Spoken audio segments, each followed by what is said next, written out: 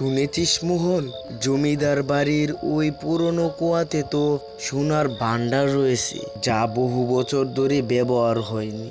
আমিও তো শুনেছি, গ্রামের লোকেরা বলে সেই কুয়ার নিচে সোনার খনি রয়েছে, তবে সেখানে এক ভূত বসবাস করে। কেউ সেই কুয়ার ধারে কাছেও যায় না। সেই চায়ের আড্ডার মধ্যে ছিল রামু কাকা। রামু কাকা তাদের কথা সবই শুনছিল। রামু কাকা আর্থিক সমস্যায় ভুগছে, তাই সে ভাবলো সেই জমিদার বাড়ির কুয়ার কাছে যাবে আর সেখান থেকে কিছু সোনা নিয়ে আসবে। সেখানে যদি সত্যিই সোনা থাকে, তাহলে আমার জীবনের দুর্দশা দূর করতে বেশি সময় লাগবে না। হরি ভাই, তোমার চায়ের বিলটা কাল দিয়ে দেব, আজ পকেটে কানা করি নেই। আসি গো আসি, কাল দেখা হবে তোমার সাথে। রামু চাচা সেই চায়ের আড্ডা থেকে বাড়ি ফেরার উদ্দেশ্যে রওনা হলো। রামু চাচা ভেবেছিল মধ্যরাতে সেই কুয়ার নিকট যাবে।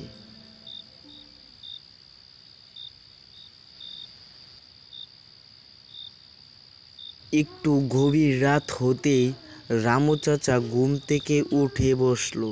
সে হাঁটতে শুরু করলো সেই কুয়ার নিকট, মানে সেই পুরাতন জমিদার বাড়িতে।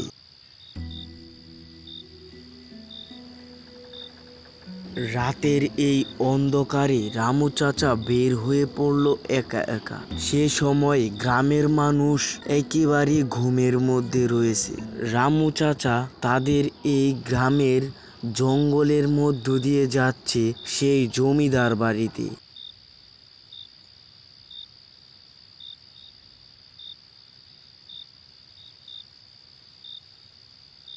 বেশ কিছুক্ষণ হাঁটার পর সামনে দেখতে পেল সেই জমিদার বাড়ি।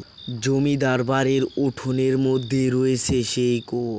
রামু চাচা হাঁটতে হাঁটতে সেই জমিদার বাড়ির কুয়োর সামনে যায়। কুয়োর সামনে যেতেই এক শীতল হাওয়া রামু চাচার পাশ দিয়ে বয়ে গেল। চারপাশ থেকে যেন কিসের চিৎকার আর ডাক ভেসে আসছে।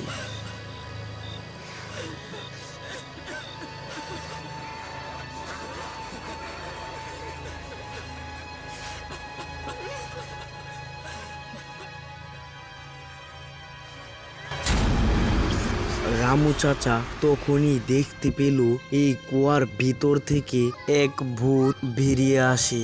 ভূতটি ভয়ঙ্কর ও দুঃখিত চেহারায় ছিল। রামু ভূতটির দিকে তাকিয়ে বলল, আমি জানি তুমি কষ্টে আছো, আমি সোনা নিতে চাই না, তবে তুমি কি আমাকে বলতে পারো কেন তুমি এখানে বন্দি? আমি এক সময় এই অঞ্চলের ধনী ব্যক্তি ছিলাম। আমার বাবা সব আমাকে এই সোনা দানা দিয়ে যায়। আমার এক স্বার্থপর আচরণের কারণে এই কুয়ার মধ্যে বন্দি হয়ে পড়েছি। তোমার কত সোনা দানা লাগবে সব এখান থেকে তুমি নিয়ে নাও, আমি তোমাকে কিছুই বলবো না। এই সব সোনা দানা এখান থেকে নিয়ে গ্রামের মধ্যে বিলিয়ে দেও, আমার আত্মা এখান থেকে মুক্তি পাবে।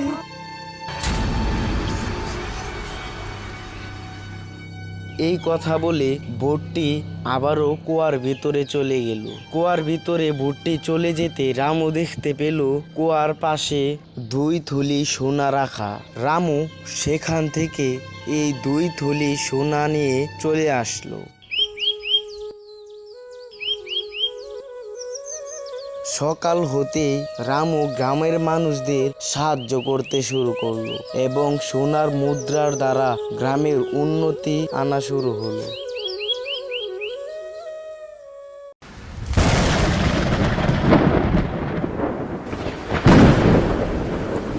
রমেশ চাচা, আজকে হলো বৃহস্পতিবার, আজকে একটু রোগীর চাপ বেশি, তাই আমার আস্তে আস্তে রাত 12টা বাজবে। আপনি কোনো কিছু রান্না করবেন না। বাবু, আপনি এই গ্রামে নতুন এসেছেন, এই গ্রামের কিছুই জানেন না। আপনি রাত 12টা বাজে আসবেন, আপনার তো নির্ঘাত মৃত্যু হবে। আর আজ অনেক বৃষ্টি নামছে, আপনি যাবেন না, আপনার অনেক বড় বিপদ হবে। আরে কিছুই হবে না, আমি এখন চলে যাই, দেরি করলে হবে না। আচ্ছা ঠিক আছে, বৃষ্টিটা থামার পরে যায়েন।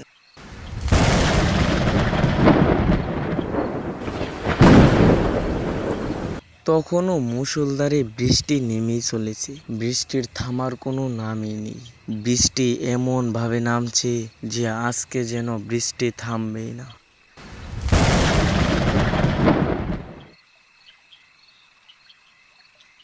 বেশ কিছুক্ষণ পর দেখতে পারলাম বৃষ্টিটা থেমে গেছে। আমি সেই কোয়ার্টার থেকে বের হয়ে পড়লাম। আমি আমার মোটর সাইকেলটা নিয়ে রাস্তা দিয়ে যাচ্ছি। রাস্তার মধ্যে মানুষ তো দূরের কথা, একটা কাকপক্ষীও নেই। চারদিক থেকে ঝিঁঝি পোকা আর শিয়ালের ডাক শুনছি।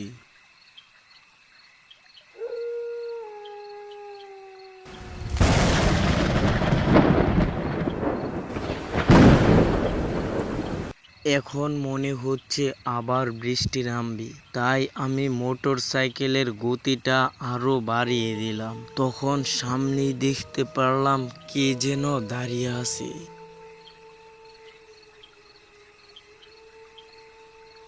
আমি আর মোটর সাইকেলের কন্ট্রোল রাখতে পারি নাই। এক ধাক্কায় ওই মেয়েটা আর আমি দূরে সরে পড়ে গেলাম। ছিটকে পড়ে গেলাম এক গাছতলায়। আমি যেন কিছুই বুঝতে পারলাম না।